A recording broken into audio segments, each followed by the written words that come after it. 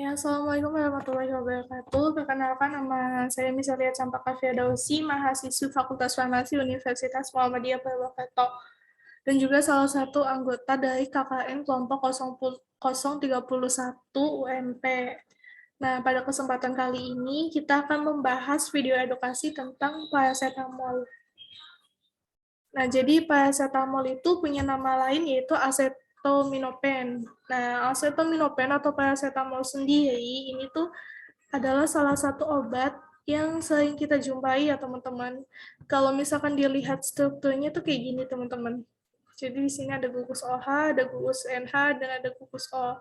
Ini untuk gambar dua dimensinya, sedangkan yang sebelah sini adalah gambar tiga dimensinya. Nah, paracetamol sendiri itu obat untuk penurun demam, penyeda nyeri seperti nyeri head, sakit gigi gitu. Nah, biasanya di pasaran itu paracetamol tersedia dalam bentuk tablet sebesar 500 mg dan 600 mg. Ada juga yang bentuknya sirup, drop, suppositoria, dan infus. Nah, ini ya. Ini salah satu contoh obat paracetamol yang beredar di pasaran ya, teman-teman. Nah, kita bisa lihat di sini logonya itu logo hijau.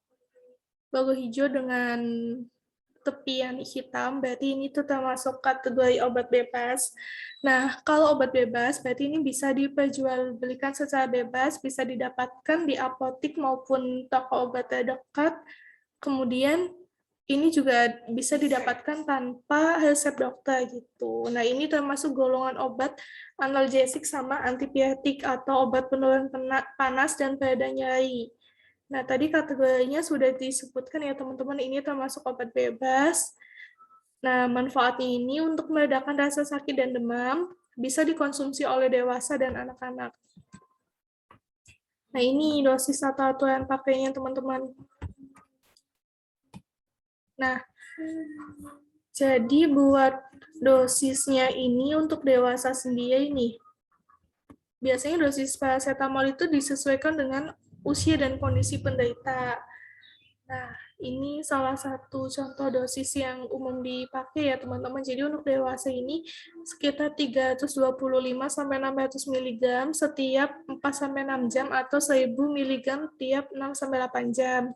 Nah, paracetamol ini biasanya tersedia dalam bentuk tablet dengan kandungannya 500 mg. Nah, jadi paracetamol 500 mg ini dapat diminum setiap 4 sampai 6 jam sekali untuk meredakan demam.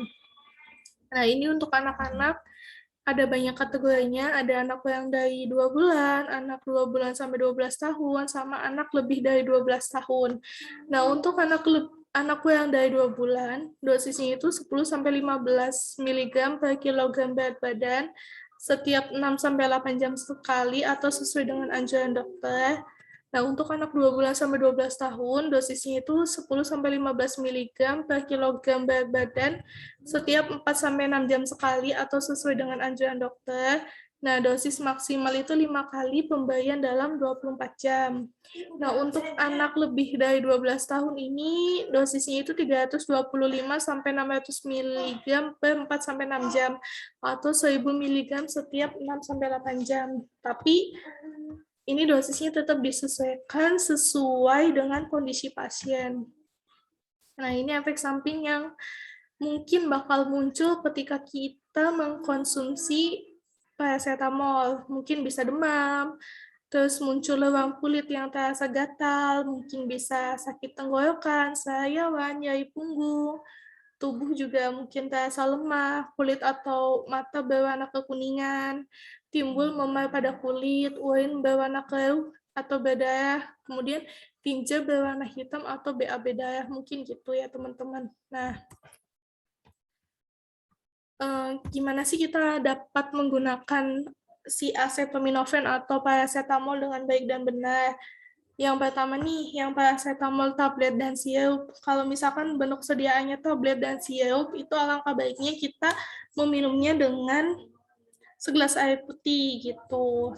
Nah, kalau sirup itu biasakan pakai sendok takar yang ada di dusnya ya, teman-teman. Jangan pakai sendok makan atau sendok teh. Usahakan pakai sendok takar. Nah, ada lagi kan bentuk kesediaan paracetamol suppositoria. Nah, kalau misalkan bentuk sediaannya suppositoria, digunakan dengan cara dimasukkan ke dalam anus. Pastikan teman-teman membuka plastiknya, pembungkusnya terlebih dahulu, kemudian memasukkan obat bagian ujungnya yang lancip ke dalam tubuh, gitu, teman-teman.